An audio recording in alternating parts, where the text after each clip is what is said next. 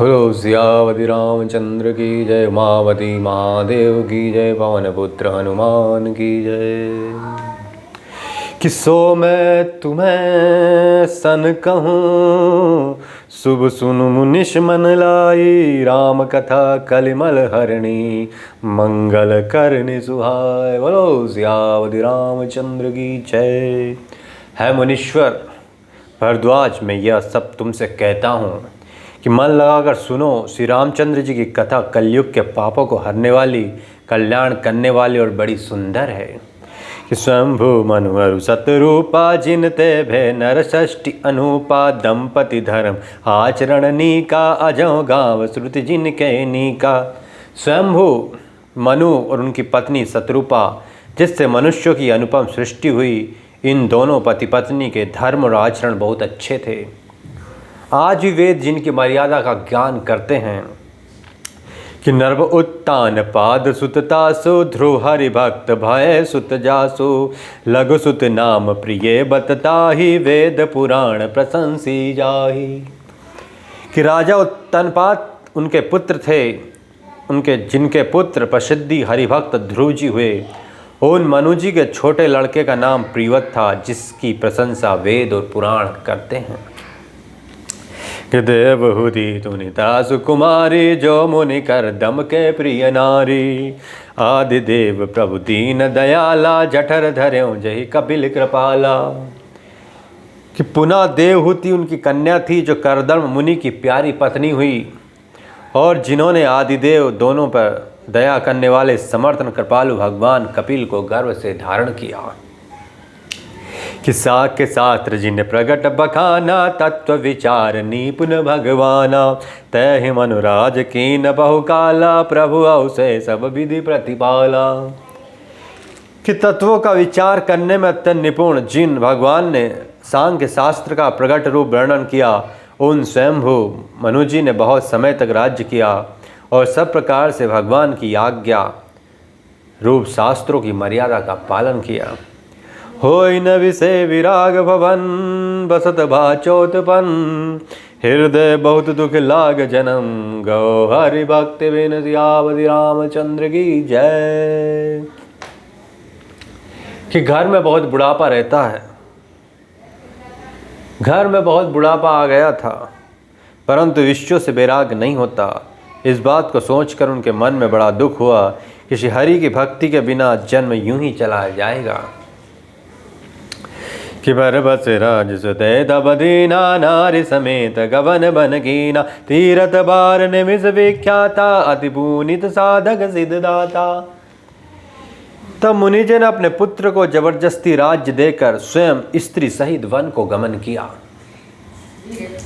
अत्यंत पवित्र और साधकों को सिद्ध देने वाला तीर्थ में श्रेष्ठ निमिषवन प्रसिद्ध है।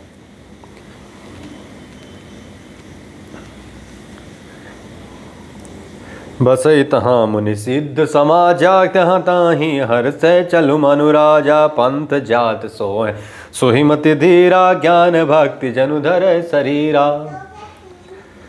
वहाँ मुनियों और सिद्धों के समूह बसते हैं। राजा मनु हृदय में हर्षित होकर वहीं चले। वे धीर बुद्धि वाले राजा रानी मार्ग में जाते हुए ऐसे सुशोभित हो रहे थे मानो ज्ञान और भक्ति शरीर धारण किए जा रहे हैं। कि पहुँच जाय धेनु मति तीरा, हर्षि नहाने निर्मल नीरा, आय मिलन सिद्धि मुनि ज्ञान ज्ञानी, धर्म धुरंधर नृप पानी। कि चलते चलते वे गोमती के किनारे जा पहुँचे। हर्षित होकर उन्होंने निर्मल जल में स्नान किया। उनको धर्म धुरंधर राजश्री जाकर सिद्ध और ज्ञानी मुनि उनसे मिलने गए।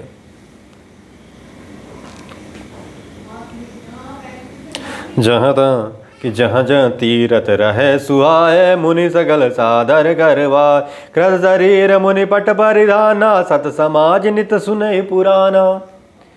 कि जहाँ जहाँ सुंदर तीर्थ थे, मुनियों ने आदर पूर्वक सभी तीर्थ उनको करा दिए। उनका शरीर दुर्बल हो गया था। वे मुनियों के से वल्कल वस्त्र धारण करते थे और संतों के समाज में नित्य पुराण सुनते थे।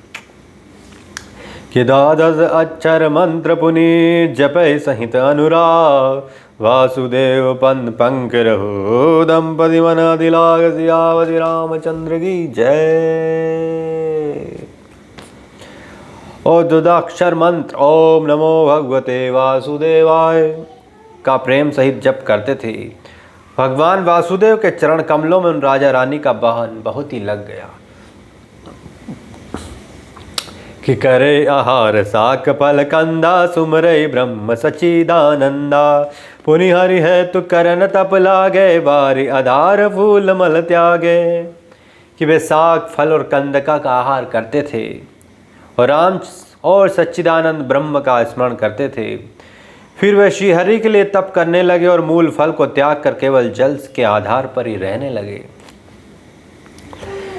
क्यूर अभिलाष निरंतर होई देखी नयन परम प्रभु सोई। अगुण अखंड आनंद अनादि जह चिते परमारथ बादी। कि हृदय में निरंतर यही अभिलाषा हुआ करती कि हम कैसे उन परम प्रभु को आंखों से देखेंगे जो निर्गुण अखंड अनंत और अनादि है और परमार्थवादी ब्रह्म ज्ञानी तत्ववेत्या लोग जिनका चिंतन किया करते हैं। कि नेति नेति जिहि वेद निरूपा निजानंद निरुपादि अनूपा। शंभु बिरंची विष्णु भगवाना उपजहि जासु अंश ते नाना। कि जिन्हें वेद नेति नेति यह भी नहीं कहकर निरूपण करते हैं, जो आनंद स्वरूप उपाधि रहित अनुपम है एवं जिनके अंश से अनेकों शिव ब्रह्मा और विष्णु भगवान प्रकट होते हैं।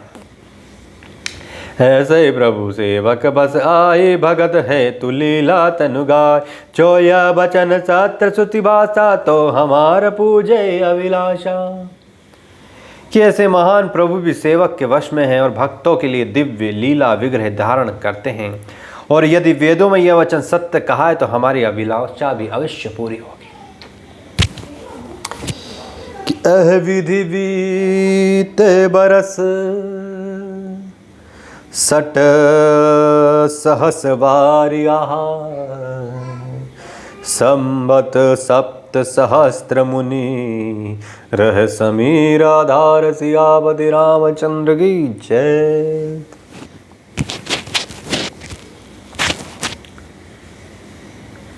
इस प्रकार जल का आहार करके तप करते 6000 वर्ष बीत गए। फिर 7000 वर्ष वे वायु के आधार पर रहे। कि बरस सहस 10 त्यागो 100 ठाड़ रहे एक पद 2। विधि हरिहर तप देखी अपारा मनु समीप आए बहु बारा। मांगो बार बार बहु भांति लोभाए परम धीर नहीं चले चलाए। अस्थि मात्र होए रहे शरीरा तद भी मनाग मन ही नहीं पीरा। 10,000 वर्ष तक उन्होंने वायु का आधार भी छोड़ दिया। दोनों एक पेड़ से खड़े रहे। उनका आधार तब देखकर ब्रह्मा विष्णु शिव जी कई बार मुनि के पास आए। उन्होंने अनेक प्रकार से ललचार कहा कुछ वर मांगो, पर ये परम धैर्यवान राजा रानी अपने तप से किसी के डिगाए नहीं डिगे। यद्यपि उनका शरीर हड्डियों का ढांचा मात्र रह गया था, फिर भी उनके मन में जरा भी पीड़ा नहीं थी। कि प्रभु सर्वज्ञ दास निज जानी गति अनन्य तापस नप नारी। वायु मांग मांग मांग वर भय नववानी परम गभीर कृपा मत सानी। कि सर्वज्ञ प्रभु ने अनन्य गति आश्रय पाले तपस्वी राजा रानी को निज दास जाना। तब परम गंभीर और कृपा रूपी अमृत से सनी हुई आकाशवाणी हुई कि वर मांगो। मृतक जियावन गिरा सुहाई श्रवण रंद होय उर जब आय। हष्ट पुष्ट तन भय सुहाए मानो अभिभवन ते आए। मुर्दे को भी जिला देने वाली सुंदर वाणी कानों के छेदों से होकर जब हृदय में आई, तब राजा रानी के शरीर ऐसे सुंदर और हष्ट पुष्ट हो गए मानो अभी घर से आए हों। कि श्रवण सुधा समवचन सुनी पुलक प्रफुल्लित गा। बोले मनु कर दंडवत प्रेम न हृदय समान सियावति रामचंद्र की जय। कानों में अमृत के समान लगने वाले वचन सुनते ही उनका शरीर पुलकित और प्रफुल्लित हो गया। तब मनु जी दंडवत करके बोले प्रेम हृदय में समाता न था। सुनु सेवक सुर तरु सुर धेनु विधि हरि हर वंदित पद रेणु सेवत सुलभ सकल सुखदायक प्रणत पाल सराचर नायक।